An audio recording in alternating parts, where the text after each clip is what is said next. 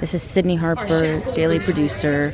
I'm here outside the Supreme Court in D.C. It's Tuesday morning, and I'm looking at a protest of a bunch of people who are here in favor of the student loan debt cancellation program. Notice! Can you hear us? Notice! Can you hear us? Debt relief is legal! Debt relief is legal! From the New York Times, I'm Sabrina Tavernise, and this is The Daily. This week, the Supreme Court heard arguments in a case against President Biden's student loan cancellation program. That program would wipe out an astonishing $400 billion in student debt. The case seeks to reverse that. Hi, y'all. I'm just curious about people's student debt, and I'm just trying to hear some numbers from people about what they owe. Some numbers. 25,000, yeah. I think I have about $40K. Oh, for student loan debt? Yeah. How much? Yeah. Approximately $130,000 in student loans. Your mouth is open right now. That's a lot. That is a lot. What do you owe in loans? Oh, 36,000, but I say 35,000 to make myself feel better. And does it make you feel better? No. I just crossed six figures this year, so it's extremely worrying that I'm not going to be able to build that generational wealth for my children, my children's children, so that way they don't have to take out loans in college. So I just worry about the future of my family and generations to come if I'm unable to get out of this debt myself. Today, my colleague Adam Liptak on how the court might rule and what that will mean for more than 40 million Americans. It's Thursday, March 2nd.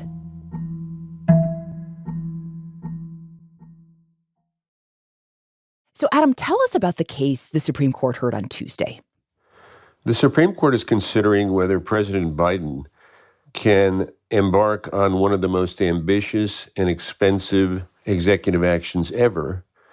It's a big case on a practical level, but it's also a big case on a kind of legal and constitutional structure level, asking when the president is authorized to take such a big step and what Congress had to do to give him that authority.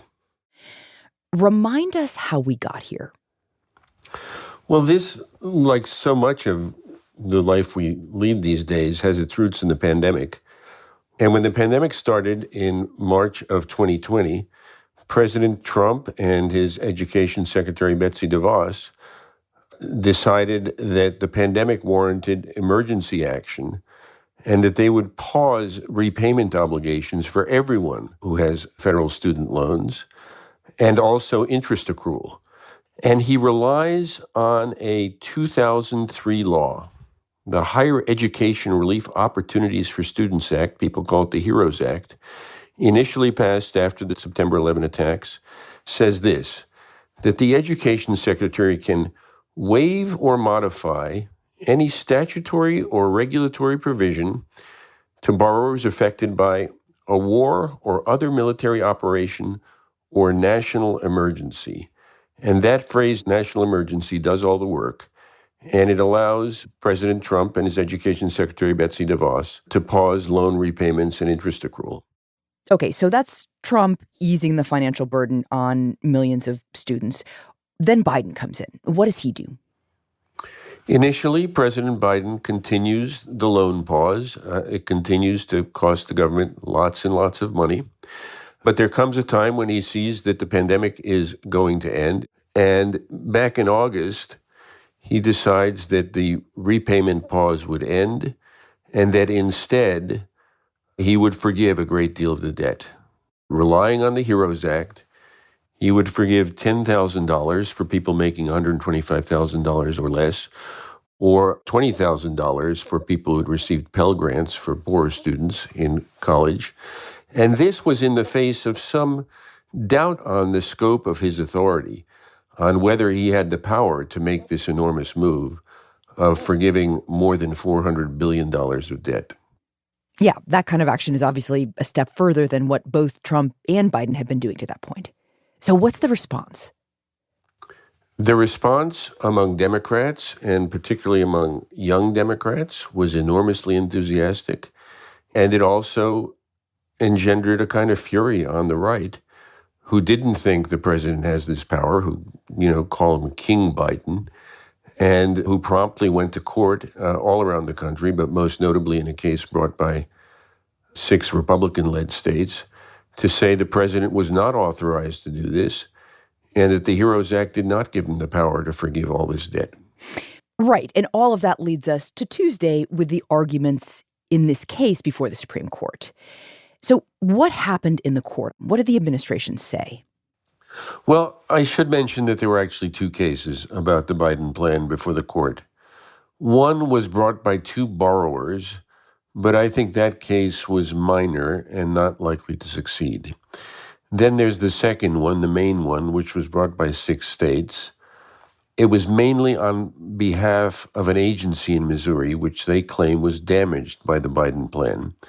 And in that second case, again, the basic question was whether the coronavirus pandemic justified, under this HEROES Act of 2003, the wholesale cancellation of hundreds of billions of dollars in student debt. We'll hear argument first this morning in Case 22-506, Biden versus Nebraska. General Prelogar. The Biden administration, represented by the Solicitor General, Elizabeth Prelogar, makes a couple of basic points. Mr. Chief Justice, and may it please the court. COVID-19 is the most devastating pandemic in our nation's history, and it has caused enormous disruption and economic distress. One is to remind the justices of what a devastating economic impact COVID had, particularly on people with student debt. Over the past 3 years, millions of Americans have struggled to pay rent, utilities, food, and many have been unable to pay their debts. And to say that it would cause a devastating blow to people and cause many of them to default if they were made to repay the sums that the administration wants to forgive. But if that forbearance ends without further relief, it's undisputed that defaults and delinquencies will surge above pre-pandemic levels. And then she went on to make the legal point. 2 secretaries across 2 administrations invoked the HEROES Act to suspend interest and payment obligations for all Americans with federal... That the HEROES Act, she says, completely and comfortably authorizes the Secretary of Education to waive or modify any statutory or regulatory provision which she says encompasses student debt. And how did the justices respond to that argument?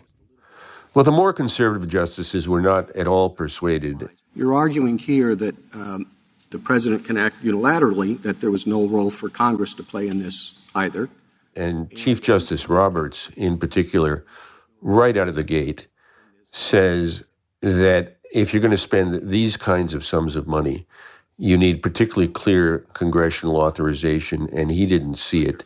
Now, we take very seriously the idea of separation of powers, and that powers should be divided to prevent its abuse. He thought that the separation of powers doesn't allow the executive to act on its own. And he invoked a concept the court calls the major questions doctrine. You would recognize at least that this is a case that presents extraordinarily serious, important issues about the role of Congress and about the role that we should exercise in scrutinizing that? Significant enough that the major questions doctrine ought to be considered implicated? Well, Mr. Chief, And Adam, what is the major questions doctrine? It's a judicially created doctrine that says the bigger a deal is, the bigger the political stakes are, the bigger the economic stakes are, the more Congress has to speak clearly.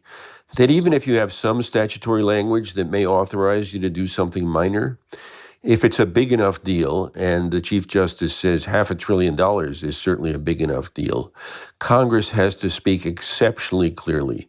Congress has to give really clear authority to the president to do what he wants to do if the question is major.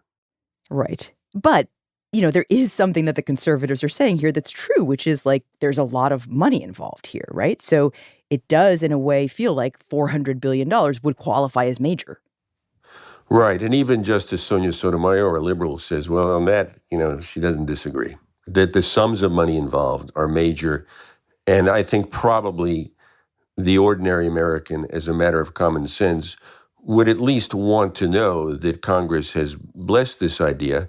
So even if you have consensus that it's a lot of money, and most people would say, given the sums of money involved, you want Congress to have blessed it. That just takes you back to the HEROES Act, and in particular, to the question of what does waive or modify mean? General, is this a waiver or is it a modification? It's both a waiver and a modification, Justice Thomas. This appears... A couple of the justices, Chief Justice Roberts and Justice Clarence Thomas, seemed pretty clear that they didn't think waive or modify meant cancel. We're talking about $500 billion. How does that fit under the normal understanding of modifying? That was something different. Well, would you take a minute to explain how a waiver or modification amounts to a waiver? So you see that even on the court, people are struggling with just how far you can take those words from 2003, waive or modify. And how did the Biden administration respond to that skepticism about the language? It said the language plainly covers exactly what happened here. It talks about responding to an emergency. Congress already made the judgment that in the context of a national emergency, you should be able to... She said Congress anticipated that it would be giving the Secretary of Education power in an emergency to be nimble and aggressive. So there's not the same mismatch here of taking an old statute and dusting it off and deploying it in a context where Congress could never have imagined it would be used before. Instead, this is a perfect fit with the problem that the Secretary confronted. So she seemed quite comfortable and confident that the statute gave them the power they invoked. And were the justices convinced by that? That the Biden administration actually had the full power to do it under the statute? The right side of the court, the six-justice conservative majority, did not seem persuaded by these arguments. And some of them also talked about not buying it as a matter of fundamental fairness. What I think they argue that is missing is cost to other persons in terms of fairness, for example. So you had Justice Neil Gorsuch talking about, what about people who've paid off their loans? People who don't have planned their lives around not seeking loans, and people who are not eligible for loans in the first place, and that $500 billion is being diverted to one group of favored persons over others. And he said $500 billion are being diverted to one group instead of another. I didn't see anything in the memorandum that dealt with those kinds of questions. And if there is something, I'd be appreciative if you could point me to it. No, there's not. So at this point, we've really gone beyond the issue of separation of powers, it sounds like. Like, really, the conservatives are taking issue with the program itself. They're really doubtful about the wisdom and fairness of the program. Chief Justice Roberts proposes a distinction. He says some people take out loans and go to college, and they do very well in life, and we're going to forgive those loans. Some people start small businesses. Some people start a lawn care business and take out loans. We're not going to forgive those loans, even though those people typically might do less well than people with college degrees. And then he makes a characteristically smart pivot and says, but of course, my views of fairness don't count. Your views of fairness don't count. But where there are questions of fairness in play, that is typically a question for Congress. He says Congress decides how to spend taxpayers' money. If there are questions of fairness involved, maybe Congress should have acted. But the bottom line, Sabrina, is that the conservative justices were not buying what the Biden administration was selling.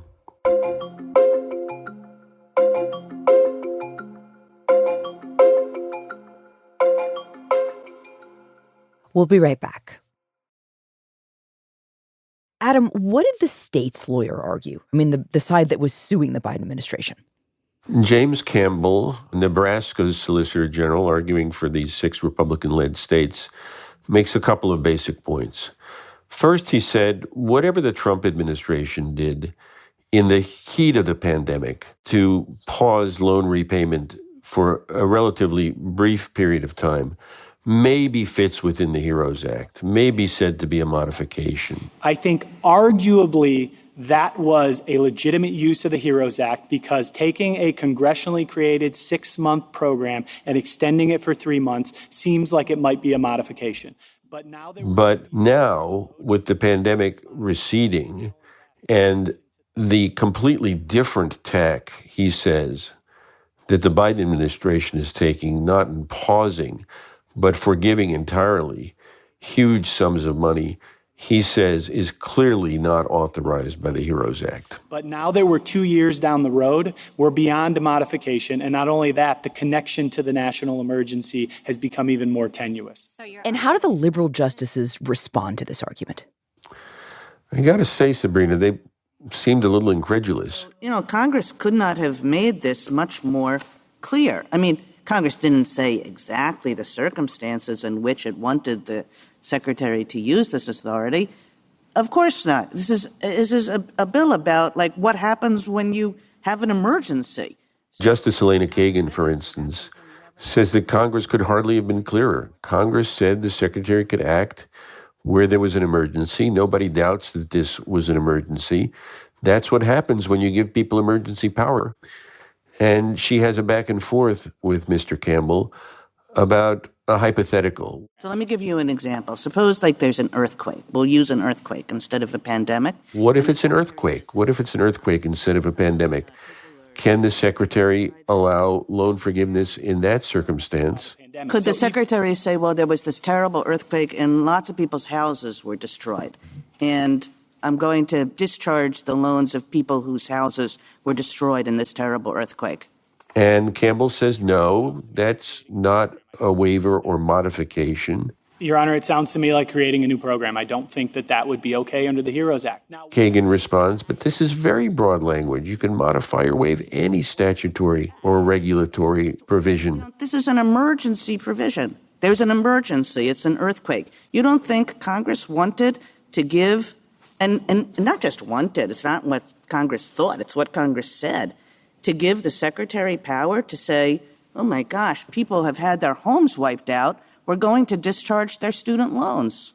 And Campbell says no. Your Honor, when it comes to taking that ultimate step to discharging loans, Congress wanted to preserve that for itself. That the HEROES Act may allow some minor modifications, but not the wholesale forgiveness of student loans. And how is Kagan during this exchange? She's increasingly exasperated, and she turns to what the liberals may think is their only real hope of prevailing in this case, and that's a question the court has to answer before it reaches whether the Biden administration had acted lawfully, and that's whether anyone has suffered the sort of harm that gives them standing to sue. Adam, remind me, what do you mean by standing? Well, the Constitution says the federal courts can only decide actual cases or controversies. And that's understood to mean that you have to have a stake in the case. You can't just be interested in, Supreme Court, tell me I'm not happy about what the Biden administration has done here, and I'd like you to give me your opinion. You have to have been hurt, and the result of the decision has to help you.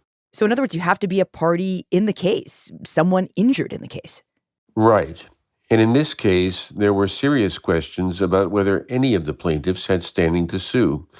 The states mainly claimed to be bringing their suit on behalf of this semi-independent Missouri entity, the Missouri Higher Education Loan Authority, which everyone calls MOHELA, which they claimed would be hurt financially because of Biden's move. MOHELA isn't here, General Crawford. Is that correct? MOHELA is not here, but its interests are here. It has the ability to sue and be sued. It's been set up as an independent corporate entity with the ability to bring suits on its own. And the Solicitor General said, yes, that entity might have standing. But that entity was not before the court. And the liberal justices, and Justice Kagan in particular, said, listen, it's an independent corporation. It has chosen not to sue. Usually we don't allow one person to step into another's shoes and say, I think that person suffered a harm, even if the harm is very great. We leave it to the person, him or her or itself, to make that judgment. And she says, we don't think that a state should be able to step into the shoes of an injured party and say that its harm translates into the state's harm and gives it standing to sue. I guess there are third parties all the time who have an interest in, gosh, I wish that party over there would bring a suit because I have some relationship with that third party, and I would like it very much if that third party represented its own interests better, in my view. But we don't do that. We don't allow that kind of interference with the decision of the entity involved to decide whether the harm is of the kind that they want to sue for.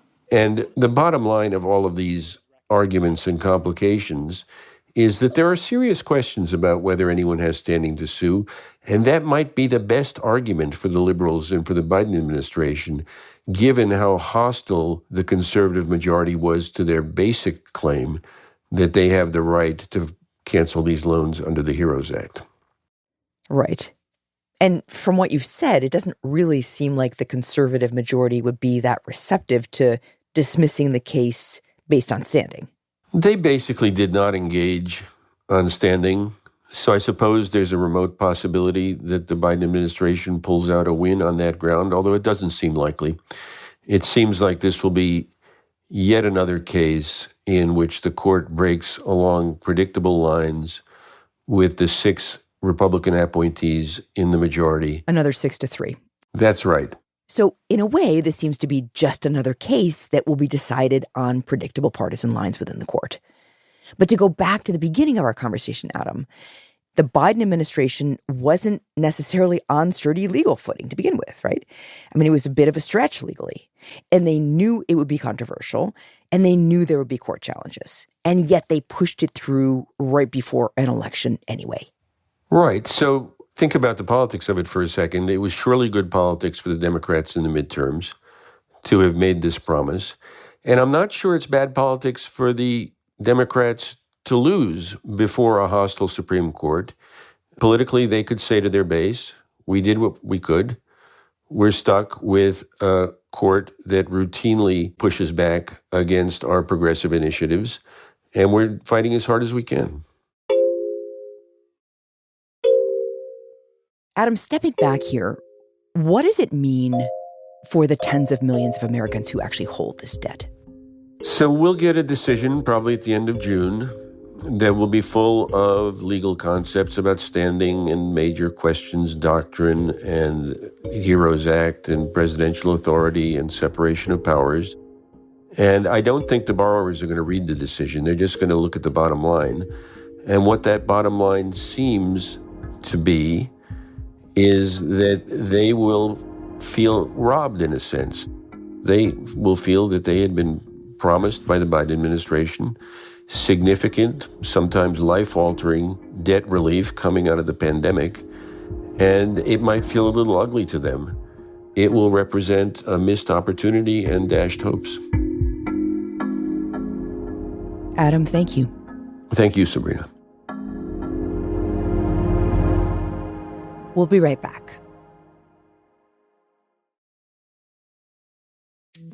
Here's what else you should know today. On Wednesday, Israeli police used stun grenades and water cannons against thousands of protesters in Tel Aviv, a significant escalation in the confrontation between Israel's new government, the most right-wing in the country's history, and its critics.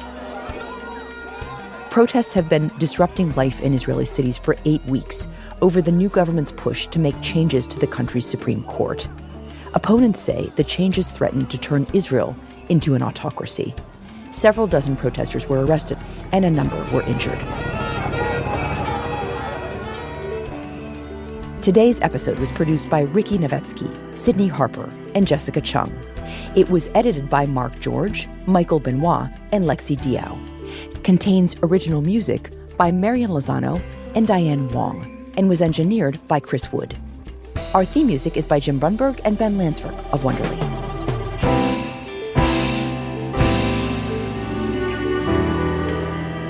That's it for The Daily. I'm Sabrina Tavernisi. See you tomorrow.